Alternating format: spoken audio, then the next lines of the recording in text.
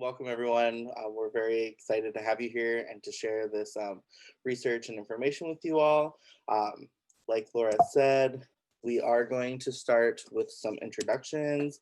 Um, but first, the title of our presentation today is The Art of the Duo, and we are going to be presenting a new method. So I'll start us off with some introductions. My name is Colton Wansitler, and I am a doctoral candidate at Michigan State University. I will hopefully be graduating in May. This is actually part of our dissertation, so we are very excited about that. In addition to my doctorate in flute performance, I am pursuing a master's in arts administration. I'm also an active chamber musician, both performing with our duo and my quintet, Pure Winds. And my portion of the dissertation is focusing on duos and specifically taking a feminist approach to deconstructing inherent hierarchy within performing ensembles. My name is Nick, or Nicholas, and I am also a doctoral candidate at Michigan State University. I'm an active teacher. I do private lessons. I work at the UCF Flute and Piccolo Institute. And before the pandemic, I was the coach for the SIWIS, the Spartan Youth Wind Symphony flute section. And I'm also an active chamber musician with the RO Duo. And my portion of our dissertation is focusing on duos and their use pedagogically, specifically the benefits and uses in regular parts of curriculum at flute lessons, as well as an examination of collaborative lesson environments through a social constructivist lens. As a duo, we actually formed back in 2014 when we met at MSU. We had been playing in ensembles there together, and we found that we enjoyed making music outside of the ensembles and that we learned and developed quicker as flutists when we worked together in that intimate setting. We've been based in Lansing, Michigan, and we perform in this area as well as throughout Michigan. We've performed in Washington, D.C., Salt Lake City, Chautauqua, New York, all kinds of fun, fantastic places doing educational concerts, residencies, presentations, and things like that.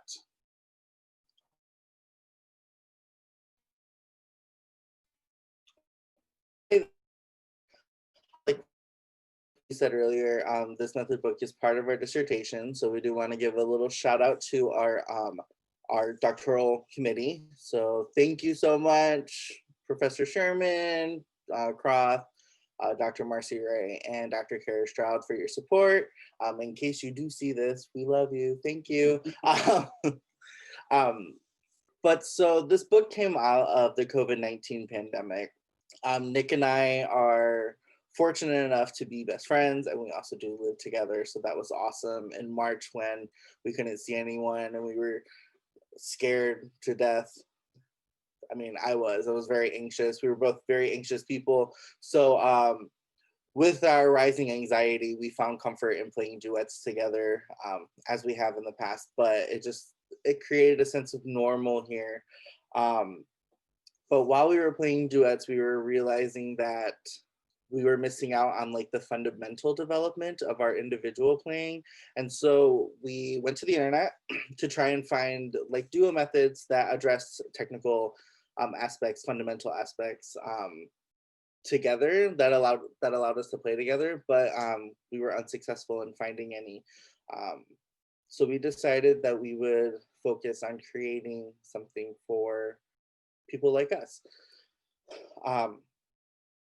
So one of the main goals of this method book is to help increase awareness of those playing alongside of us.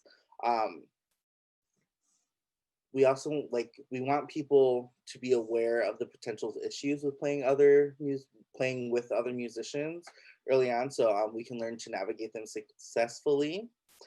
And then also, as you'll see when we go through all of our exercises, none of our exercises are labeled A, B, number 1, number 2, and that is because we made a conscious decision to not label parts to reduce that inherent hierarchy. Also, to further that, we did make sure that both parts are created equally, so they are equally difficult. And as we go through, ranges will be alternated between each part. So great. So this is our table of contents as we organized it into 3 sections. The first section, sound and technique, established those fundamentals of flute playing in a duet setting that we found were lacking. As these are exercises that we were not able to find in search, though in our searches, you know, you're able to find a lot of method books that have etudes in the duet setting, but there's not always scales or long tones or harmonic exercises. And so that's what we really wanted to focus on. Of course, we do have the third section, musicality, which are some fantastic, well, we think they're fantastic, etudes that we've been composing that are based on some of our most famous orchestral flute duos that we do have. So section 1 is broken down into 3 sections: tone, intonation, and articulation. In each section, we have various exercises that are going to highlight and focus on specific aspects of flute fundamentals related to tone and tone development. And some of you might ask why articulation is in that section. And the reason is that we believe that articulations are often grouped into technical exercises, and that's a disservice to players, because the first thing that can destroy a good tone is bad articulation. Therefore, by grouping it in this book with the other tone exercises, we're still emphasizing that regardless of attack length or style of the note, it should always be played with a good tone. Section 2 has our technique. This is broken into 3 sections as well: scales, thirds, and arpeggios. We've tried to be as inclusive as we can be in this section, but of course there's always patterns that might feel left out, or other ones that, you know, we just didn't think of per se, but we tried to be as inclusive here with patterns that we have found in repertoire. And then the final section, as I said, is musicality, and that's gonna be 4 duets in the style of known composers using the fundamentals that we've covered in section 1 and 2. So now we're going to take you into our book. Section 1, the sound. We have a few exercise examples here. So the first one you'll see at the top of the page is the chromatic long tones, and this example of the chromatic long tones is in perfect fifths. We organized all the long tones in various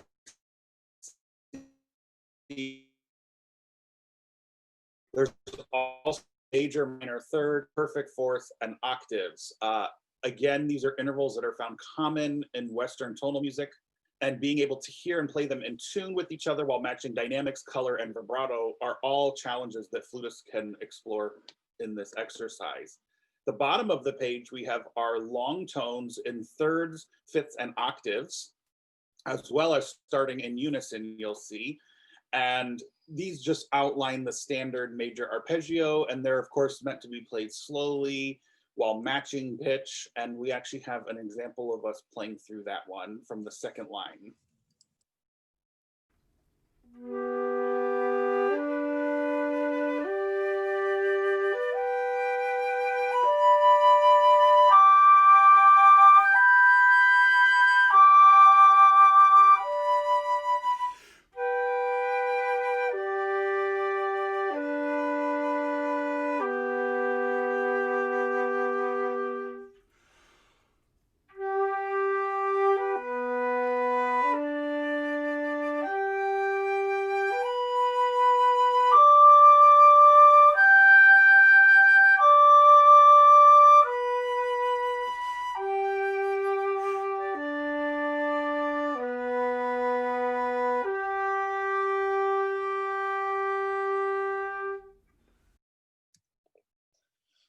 So this next set of exercises, at the top here, we have an example of our extended chordal long tones.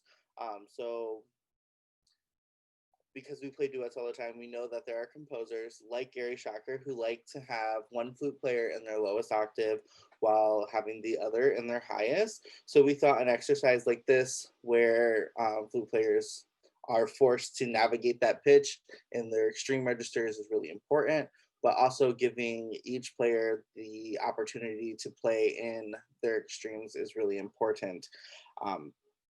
In the middle here is our harmonic exercise. And again, the hardest of the harmonic exercises, so don't panic. Yes, this is the hardest. It was it was very funny. If you were in the room while we were recording this, it may have taken us like 45 minutes just to get this one exercise semi presentable. But anyway, so again, we love harmonics. We think it's great with tone development. And so we wanted to create an exercise where two flutists can navigate harmonics together. And since we know that harmonics can be quite unstable and often not have the best pitch, we thought that putting both players on harmonics and help in trying to navigate those pitches would be very beneficial for their overall ability to play in tune together. So we do have an example of this.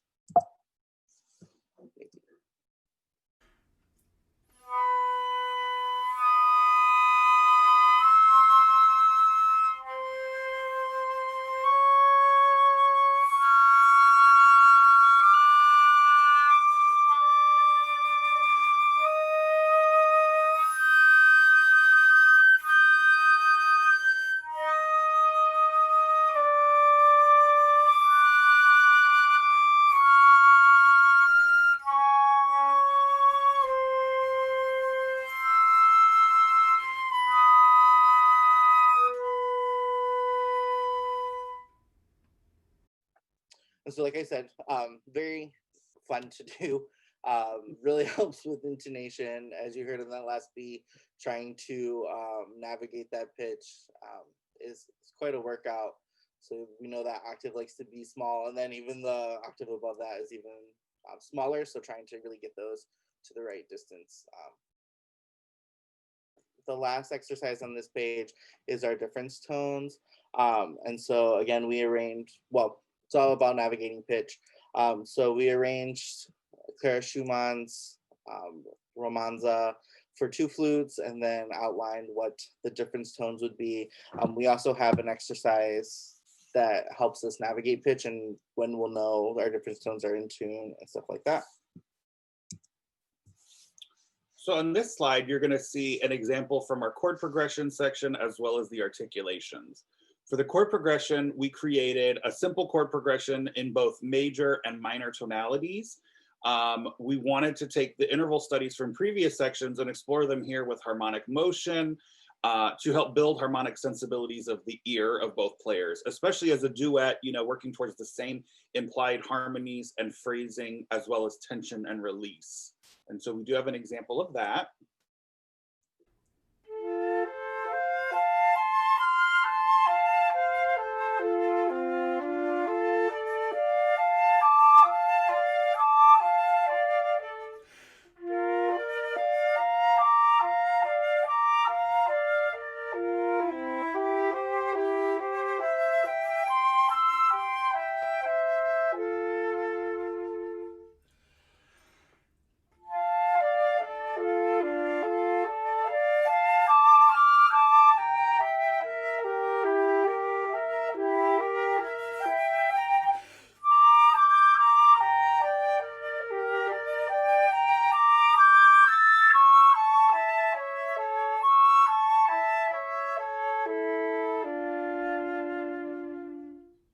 And of course, that's written in all 24 keys with the pairings of major and minor for that exercise.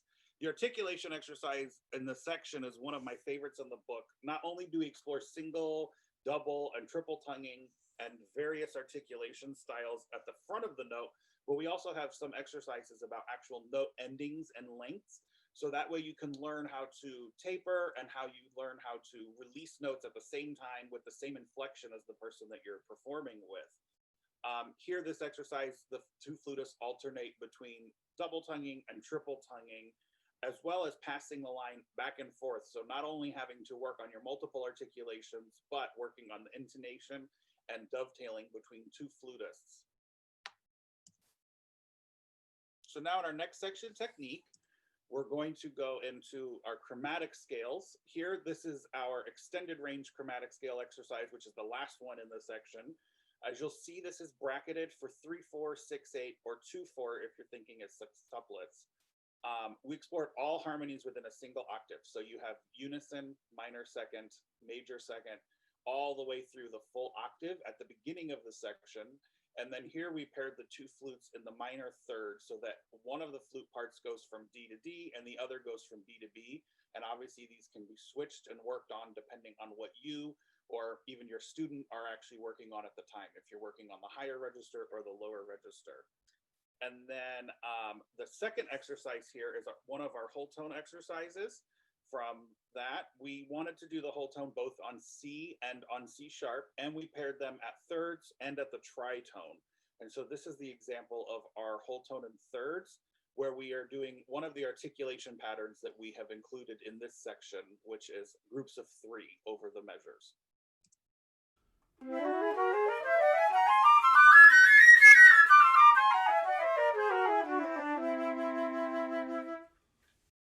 Short and sweet.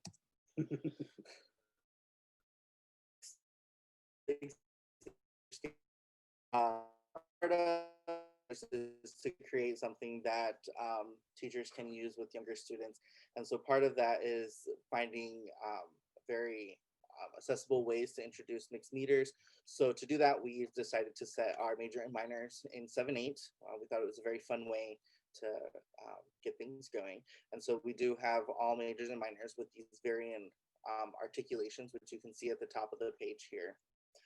Below that is our pentatonic scales. I keep making a joke with Nick about he's making them up because pentatonic means 5, so there should only be 5, but it's just a stupid joke, you know, that I make. So here we have our B flat major and our B flat minor scales, and we have an example for you.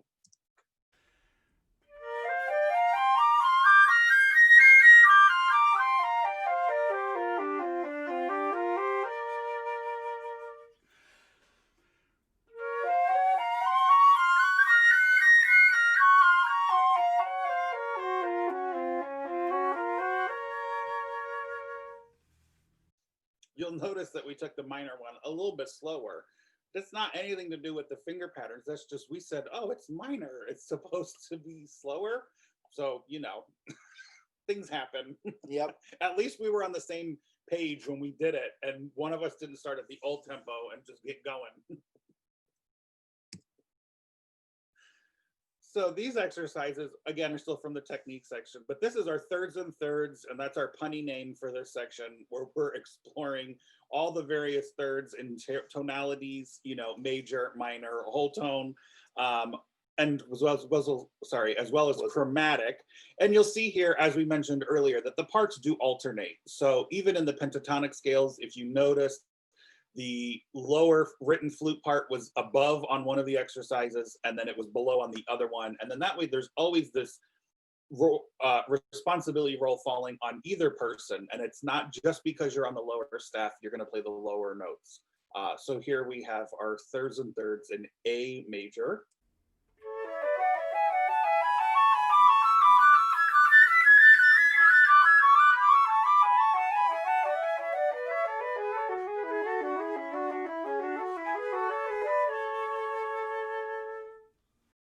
And then the seventh exercise you'll see at the bottom, a la Moïse, we're calling it, or Taffanel or Gobert, where we have this pattern recognition exercise where you're going to be seeing a blank stave of non-marked notes that you then would apply the different chords to after the fact. And so in our seventh exercise, we work through fully diminished sevenths, minor, minor, minor, major, and major, major sevenths in sequences. And they just continue again, each line based on what the lowest pitch of that triad would be. And so, yeah, I love fully diminished sevenths. I don't know about everybody else here, but they're like my favorite chord. I'm sure someone just added to the chat about that. So that brings us to section 3, which is arguably the most fun section. And so in this section, we are planning to create 4 etudes that are all in the style of major orchestral composers that, in our opinion, have written great flute duos. So the composer we have chosen are Mendelssohn, Debussy, Brahms, and then Bartok. And so the example we have for you today is our Bartok example. So this example we composed entirely in perfect fourths. while the flutists are playing together. Of course, there are a couple sections where the flutists pass off lines, and so they're not in force at that time. But in this, we make use of various articulation styles, the note length exercise, and different scale patterns as well that we've had in the earlier sections of the book. We think that some of the challenges of this are not only the parallel fourth intonation throughout the entire thing, but also stylistic matching of various articulations. You'll notice in measure 9, we alternate between staccato, unmarked tenuto, and then slurred. And so finding how all 4 of those notes are either articulated or what the lengths of them are fantastic exercises for two flute players, whether mentor, mentee, teacher, student, colleague, you know, however your situation is. If you're working with someone else, these are the kinds of things you have to negotiate. And then we also have included several tempo changes with